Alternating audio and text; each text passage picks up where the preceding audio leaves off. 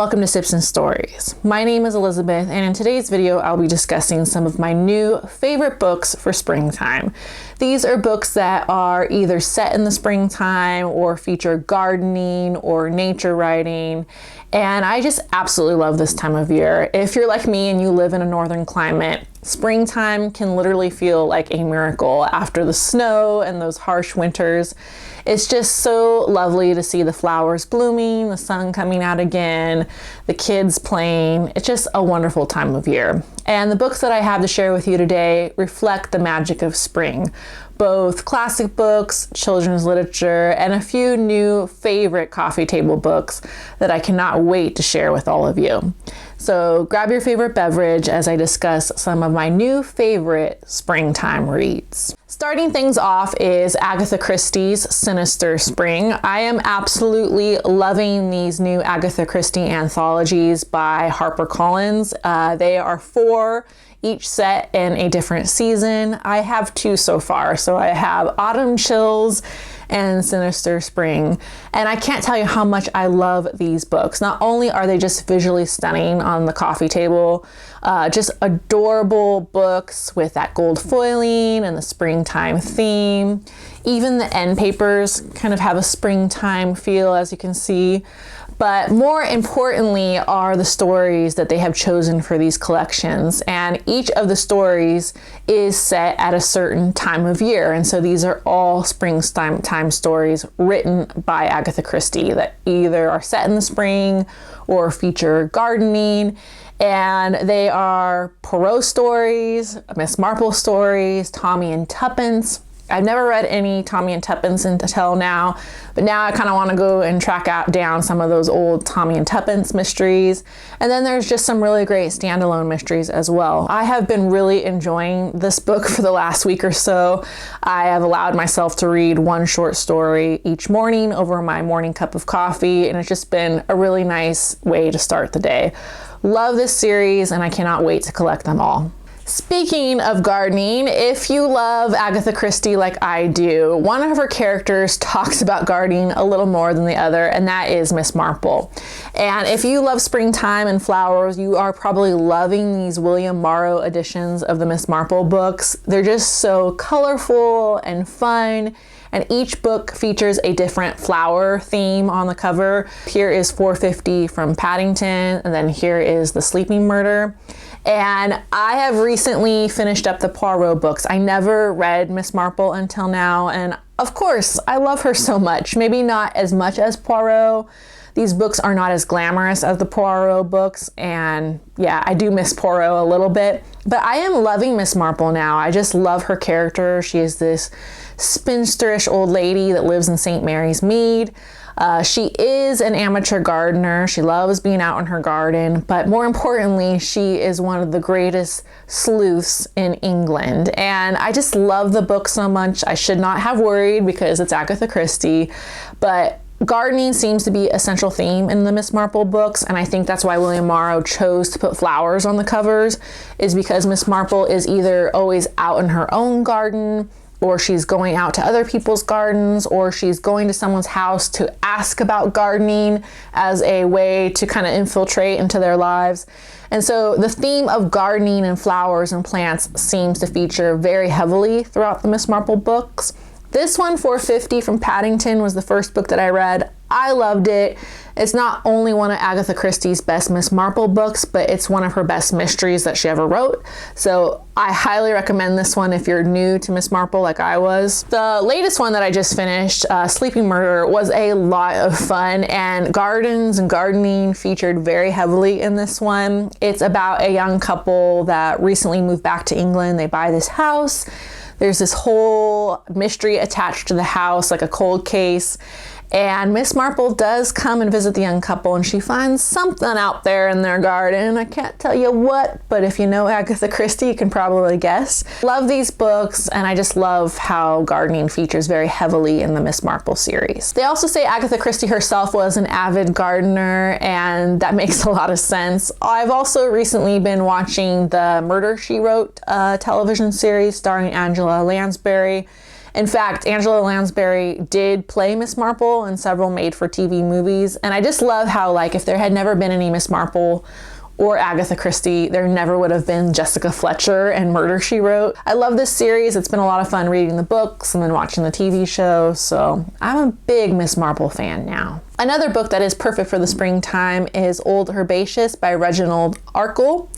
And I've heard of this book on several of my favorite booktubers channels. Bookish Princess mentioned it, Miranda Mills mentioned it, and it's been on my TBR for quite some time, so I actually bought it thinking that I would make a video about springtime, so this was kind of the inspiration for this video. And this book is perfect for the spring. I love this one so much. It's very old-fashioned, charming, sweet little story that will really just give you faith in people and humanity. If you are kind of getting bitter about the world and the news and stuff, just read Old Herbaceous. You'll love it. I also recommend it for fans of like Downton Abbey.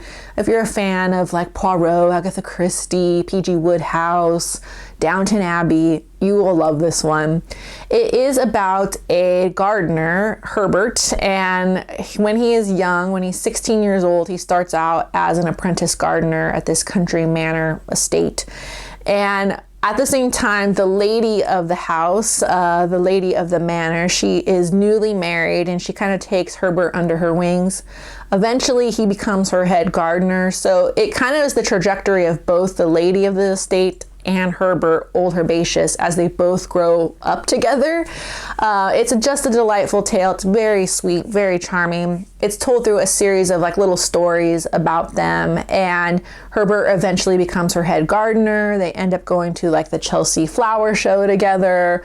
He also becomes this big judge in the local district of their flower show, and just kind of this resource, like a very big figurehead in the community because he's the head gardener of this estate.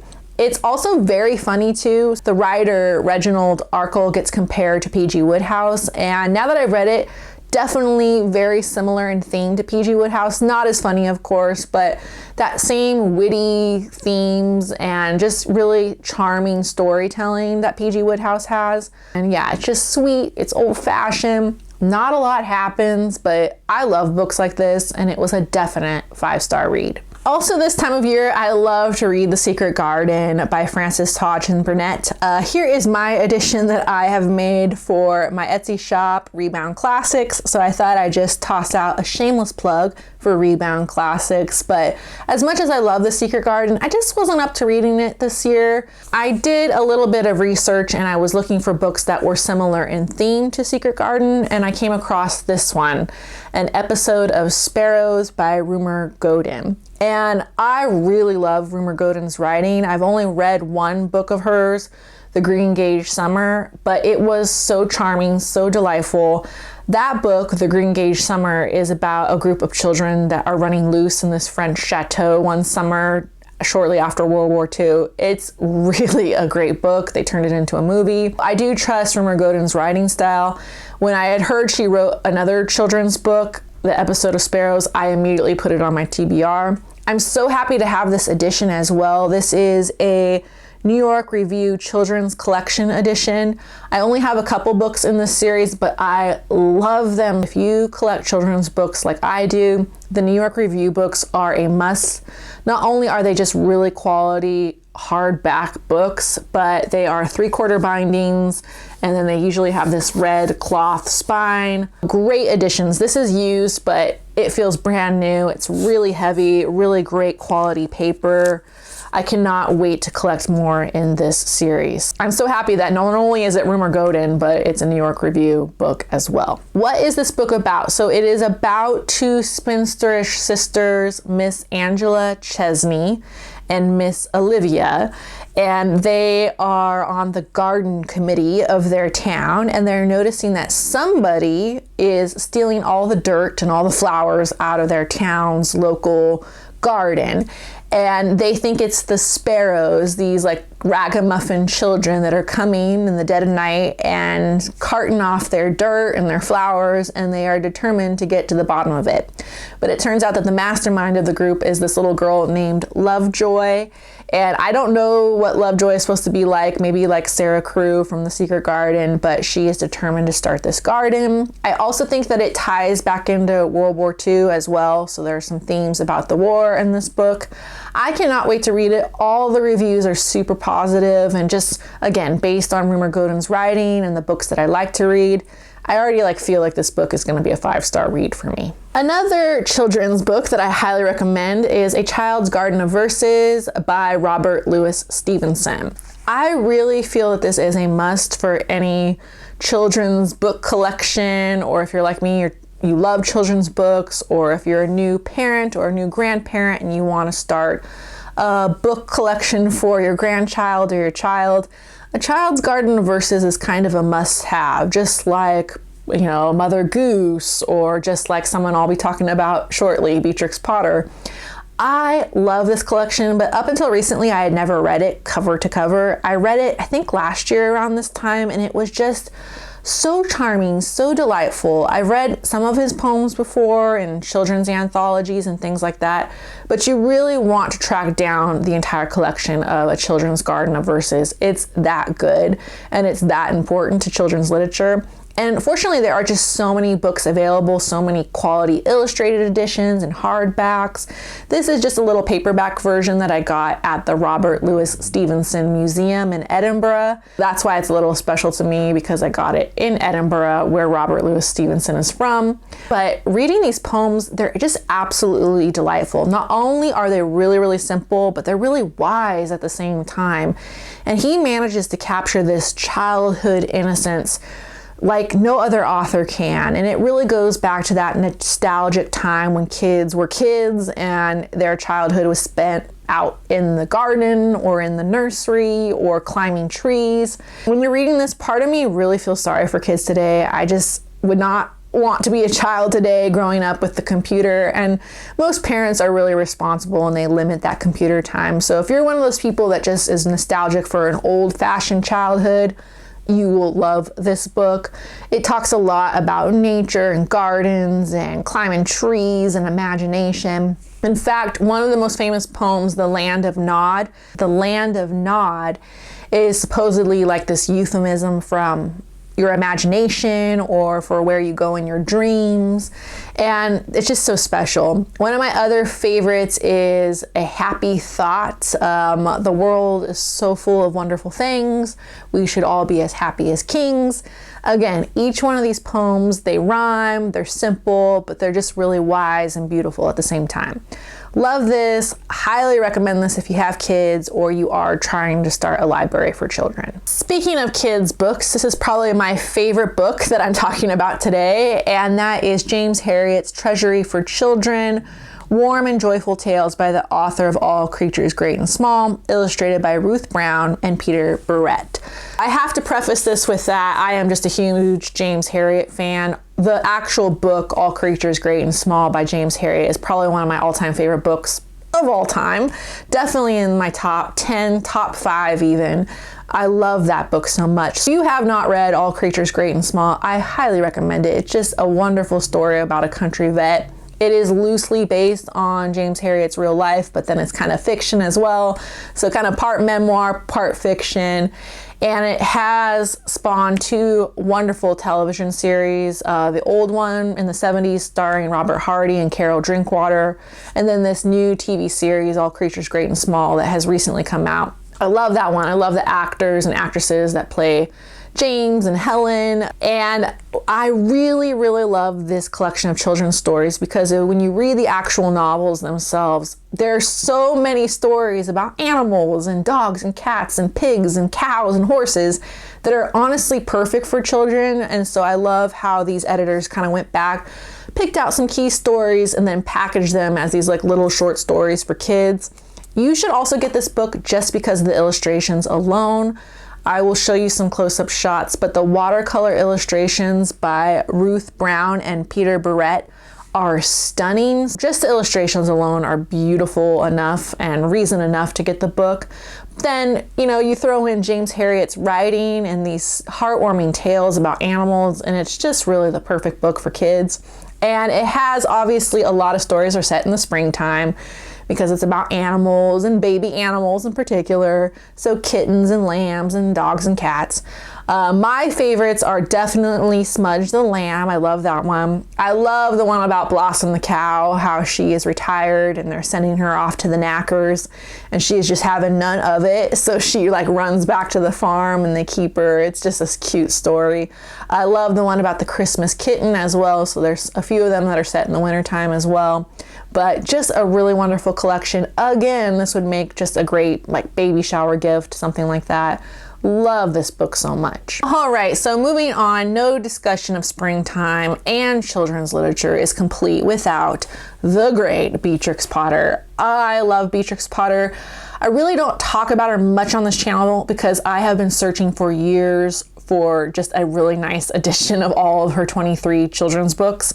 I can't find them. There's just a lot out there. A lot of them are inexpensive or cheaply made, board books, that type of thing. I have been on the hunt for years for just a really nice collection of her books. Some of them are extremely expensive.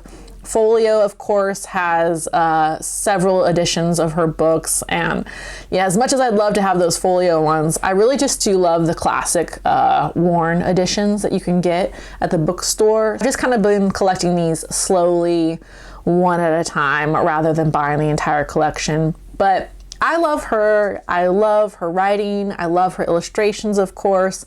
And I just love her as a person. Not a lot of people know that in addition to being just a wonderful illustrator, a wonderful children's author, she was, of course, a conservationist, and she donated so much of her land to the National Trust, so much of that land in the Lake District that she bought up and gave back to the people of the UK. But also she was a scientist and amateur botanist herself. I recently went to a museum exhibit about Beatrix Potter. It was called Drawn to Nature, and it was at the Victoria and Albert Museum in England, in London. And it was such a cool exhibit. They had just so many of her original illustrations for Peter Rabbit. They had the original illustration from this book, Jemima Puddle-Duck. This is my favorite book of hers, with Jemima the duck and then her fox friend, the gentleman that she meets out in the woods with his sandy whiskers. And when I saw that original illustration of the fox and Jemima in person, it was just, I was blown away. I almost was in tears how cool it was to see it in person. That exhibit has been going all over the world. It's currently in New York right now at the Morgan Library.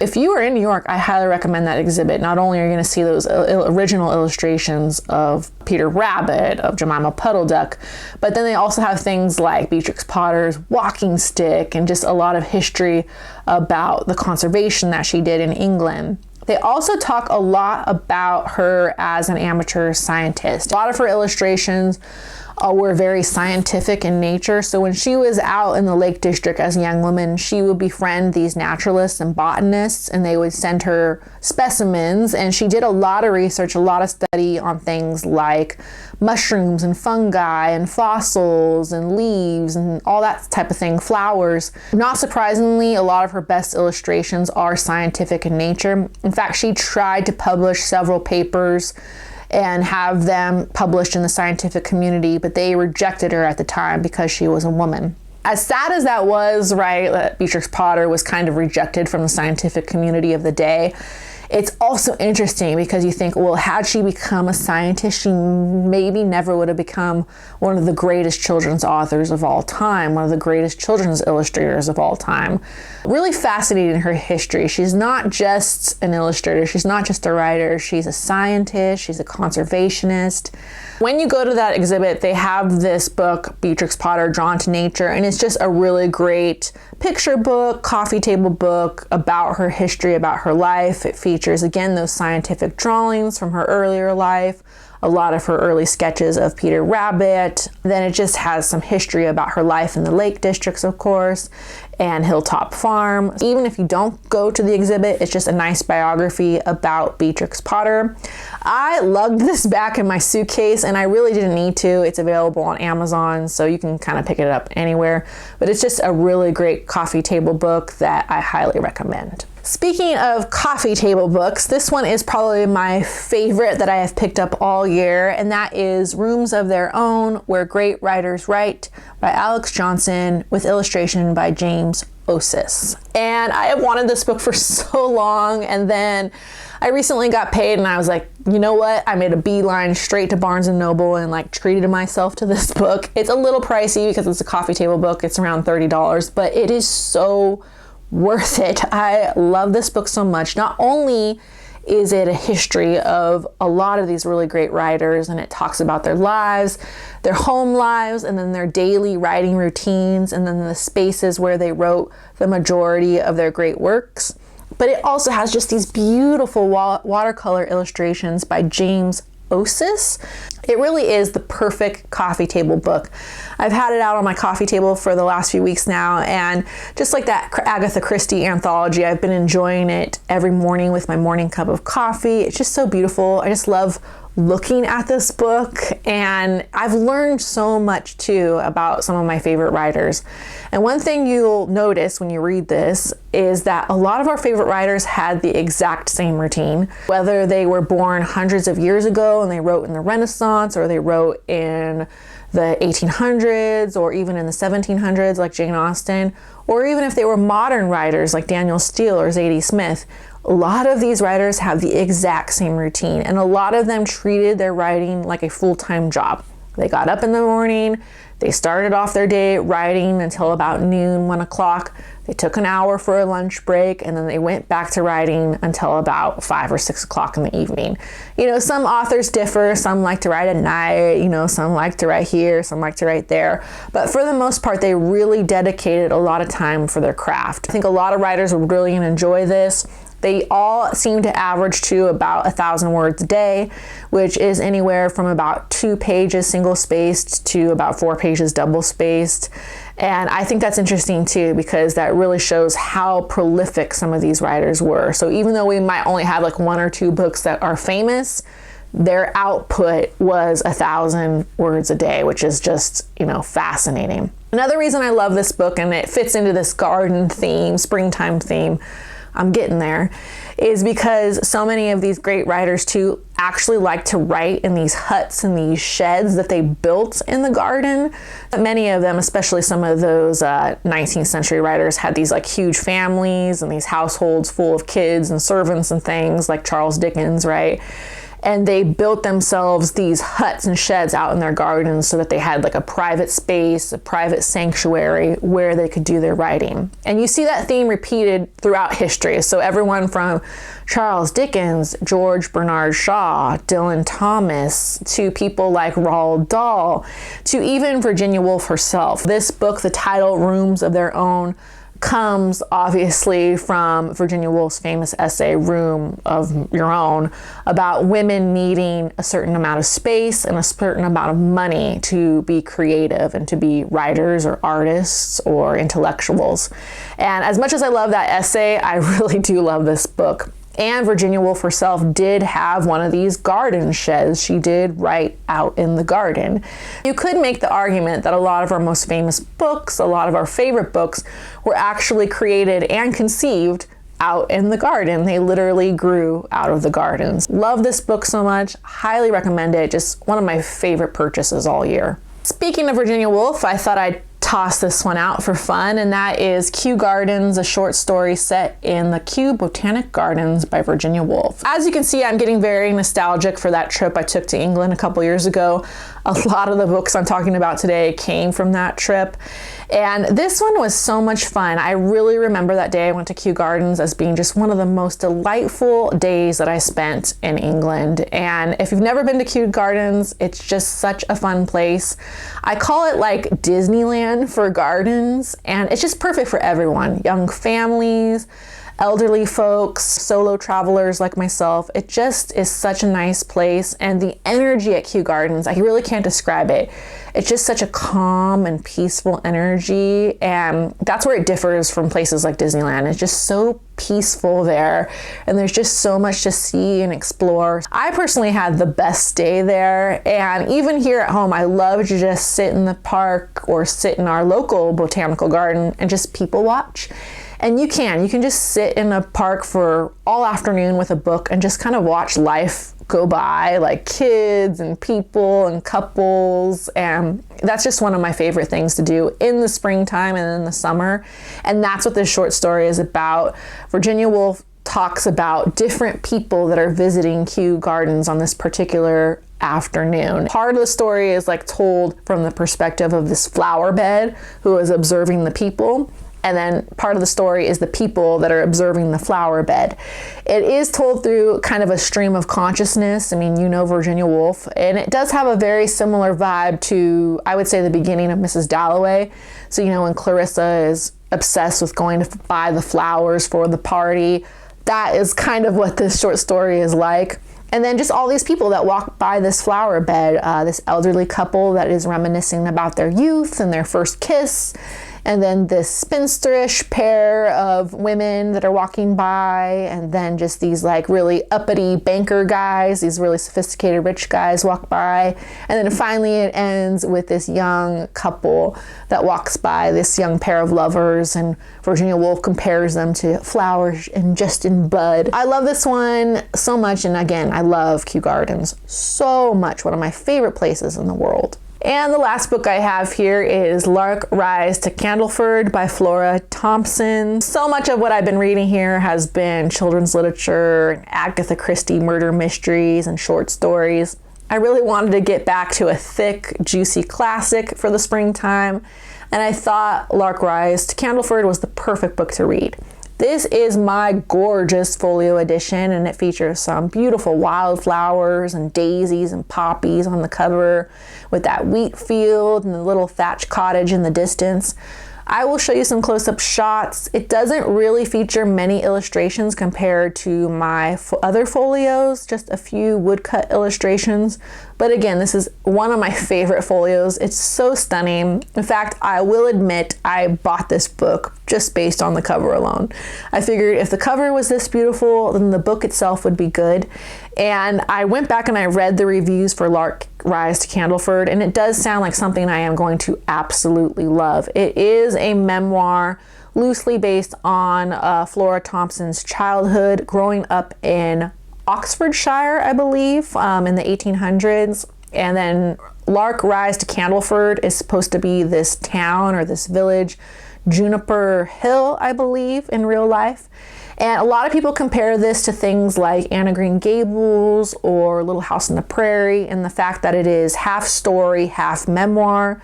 Also very similar to James Herriot. It does sound like something I am absolutely going to love.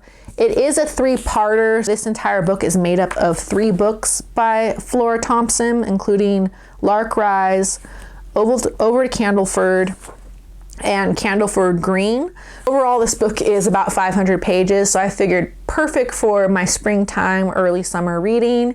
And there is also a TV show, I believe, based on this book. And I think the TV show is more about the later books where she becomes the postmistress of the village.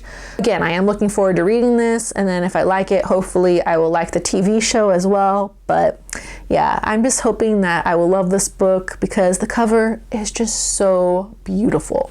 Thank you everyone for joining me for my overview of springtime books. These are all books featuring wonderful nature writing, gardening themes, and springtime themes. And they include everything from Agatha Christie short stories to children's books to beautiful coffee table books and classic literature. Thank you again, everyone, and have a great day. Happy springtime and happy reading.